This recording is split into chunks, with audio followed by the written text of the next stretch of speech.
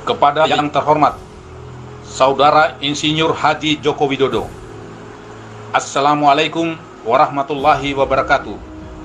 Saya Ruslan Buton, mewakili suara seluruh warga negara Kesatuan Republik Indonesia yang sangat prihatin dengan kondisi bangsa saat ini. Di tengah pandemi COVID-19, saya melihat tata kelola berbangsa dan bernegara yang begitu sulit dicerna akal sehat untuk dipahami oleh siapapun. Kebijakan-kebijakan saudara selalu melukai dan merugikan kepentingan rakyat, bangsa dan negara. Yang lebih mengkhawatirkan lagi adalah ancaman lepasnya kedaulatan negara Kesatuan Republik Indonesia yang sangat kami cintai ini. Suka atau tidak suka, di era kepemimpinan saudara lah semua menjadi kacau balau alias amburadul dalam segala hal. Entah karena ketidakmampuan saudara atau bisikan kelompok yang memiliki kepentingan yang tidak saudara pahami, atau mungkin karena saudara telah tersandra oleh kepentingan para elit politik. Di sini saya tidak akan memaparkan kebijakan-kebijakan saudara yang lebih banyak merugikan rakyat, bangsa dan negara, sebagai bentuk etika berkomunikasi saya terhadap saudara yang kebetulan menjabat sebagai Presiden Republik Indonesia. Saudara Joko Widodo yang saya hormati, semua sistem yang berlaku di negeri ini bagaikan benang kusut yang sangat sulit untuk dirajut kembali.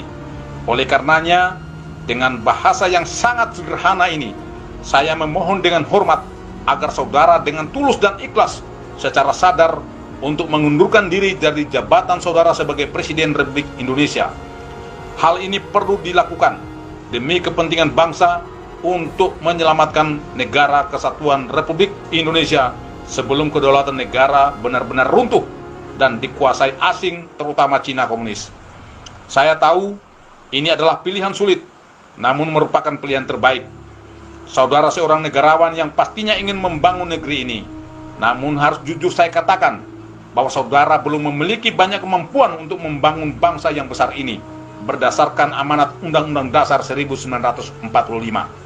Sehingga terjadilah kebijakan-kebijakan yang menjadi blunder politik yang sangat merugikan rakyat, bangsa dan negara. Saudara Joko Widodo, sekali lagi saya sampaikan bahwa solusi terbaik menyelamatkan bangsa dan negara Kesatuan Republik Indonesia hanya ada satu. Saudara harus bersikap kesatria dan legowo untuk mundur dari tahta kepresidenan.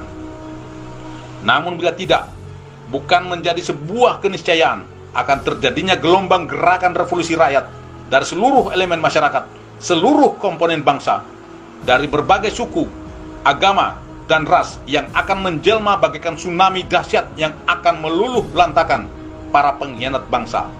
Akan bermunculan harimau-harimau, singa-singa, dan serigala-serigala lapar untuk memburu dan memangsa para pengkhianat bangsa. Sesuai amanat Undang-Undang Dasar 1945 Pasal 1 Ayat 2 yang mengatakan bahwa kedaulatan adalah di tangan rakyat dan dilaksanakan menurut Undang-Undang Dasar. Saudara Joko Widodo, lengsernya Jenderal Besar Soeharto bisa menjadi sebuah acuan atau referensi untuk saudara lakukan. Sebagai seorang negarawan, beliau dengan legowo menyatakan mundur dari tahta kepresidenan demi menghindari pertumpahan darah sesama anak bangsa. Dan saya berharap saudara juga bersikap demikian, sehingga saudara bisa menghindari potensi pertumpahan darah antar sesama anak bangsa.